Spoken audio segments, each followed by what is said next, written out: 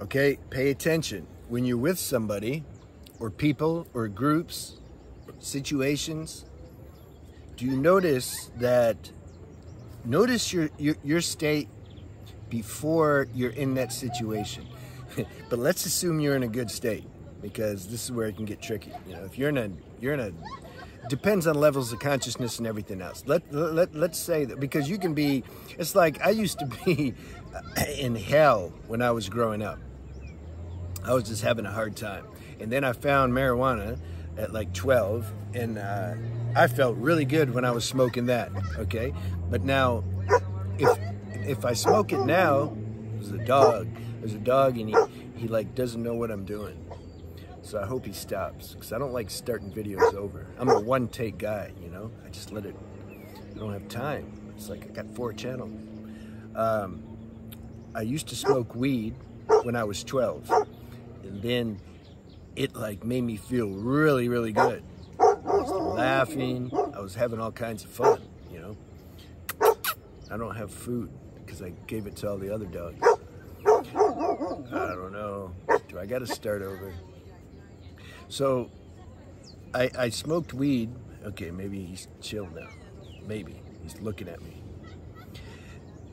And it made me feel really good, and I got along with people, and it maxed out my personality traits, etc. But then I stopped, because it went the other way.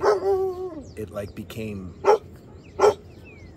I got depressed, I got paranoid, I had all kinds of negative effects from it, so I had to stop.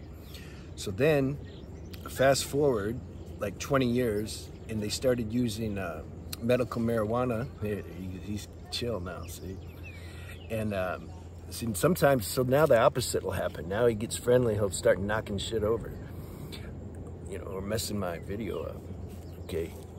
So I tried the medical marijuana 20 years later, because I had a health situation, and you know that, and then, so that's when they started using marijuana as a medicine.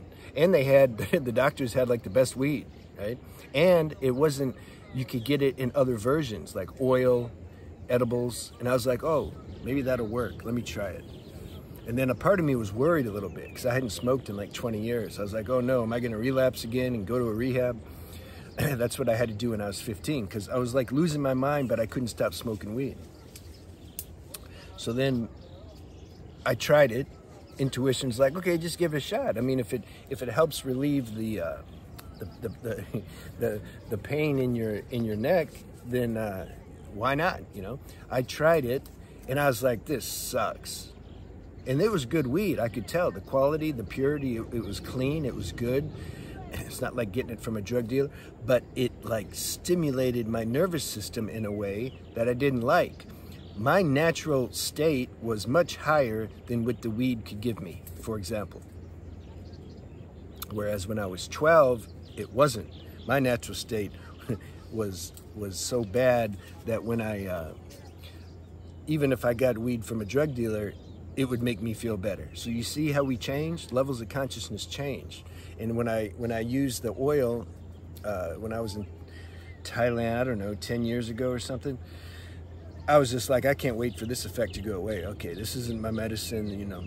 So, okay, what's the whole point of all that, though? It's about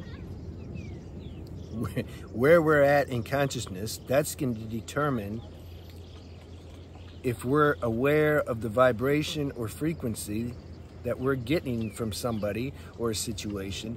We're gonna, the higher we are, the more we're gonna be aware, the more sensitive we are, if this is auspicious for us or not. So I had to throw that in there, because some, you know, if I would have asked myself this question, you know, years ago, I'd have been like, I don't know, like, it doesn't matter. I'd have justified it. I know people that do this. Their mind justifies, and they're like, no, it's the ego though. They're like, man, I can be around anybody. I'm just cool like that, you know? I can just tune to the... No, what it means is you don't know yourself. You don't know, you're not aware of your individual vibration. And so you don't know how things affect you. This is important for spiritual growth. We got to like know how things affect us. So then wisdom can kick in, and then we can shape and construct our life in a way that's healthy and auspicious for us. Okay? So let's assume you know. A lot of you do.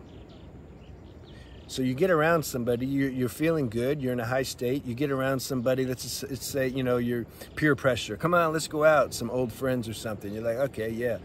And you go, and you notice the conversation is just low level, the gossip, the negative talk. There's just no energy in it. It's like, what am I, where's the medicine? There's no medicine being shared here. It's just negative nonsense, making fun of people to make yourself feel good and all that. So you're like, okay, I don't want to do that again. But make sure you don't do it again. That's the thing. See? Don't get into the habit. Don't follow these habits just because it feels, you feel the habit's strong and you have to succumb to it. No, you have to claim your power back.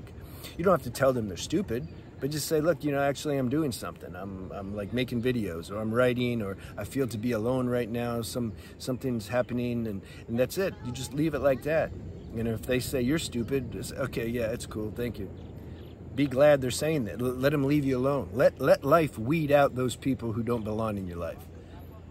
Because when we're around those people, I think that's the title of the video, it's stronger than our willpower. The company that we keep, it will bring you down, and that's my point.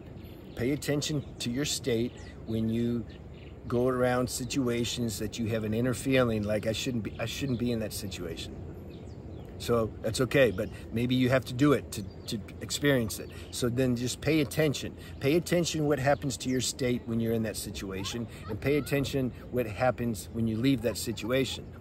Reflect. Reflect to how you were a few hours before versus now after you were in that situation and then you left.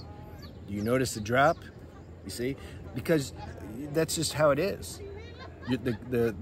You want to be in a high-level satsang as best as you can. That means having spiritual company that you're having this conversation with, basically, and in some way or another.